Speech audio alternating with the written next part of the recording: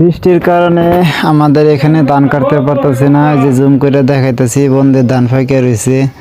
কামলারও কথা আছেন, কিন্তু বৃষ্টির কারণে কামলা হইতেছে না, ধান কিন্তু ফাঁকে রয়েছে।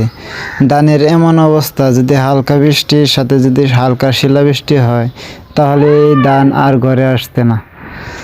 তাই এই যে বৃষ্টি অনেক বৃষ্টি হয়েছে, গাবতলী বাজারেও কিন্তু পানি জমে গেছে, আপনারা দেখতেছেন। আর বাজারে তো কোনো লোক সংখ্যাই নাই, সব দোকানই প্রায় বন্ধ হয়েছে। এদিকে যাও কয়েকটা দোকান খোলা আছে, কিন্তু কোনো কাস্টমার নাই। রিফন ভাই একলাই বসে রয়েছে, কোনো কেউ নাই, একলা কিসের হিসাব করতেছে। তাও গাবতলী বাজার একদম নীরব, কোনো মানুষ নাই। বাজারের ভিতরে দেখেন বৃষ্টি, যে পরিমাণের বৃষ্টি হয়েছে, পানি জমে গেছে।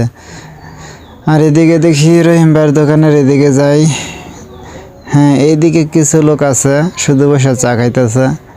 এই যে মুরব্বী লোক আছে অনেকেই, এই ঘরে কিছু লোক আছে, ওরা শুধু চা পানি খাইতেছে, আর কিছু নাই।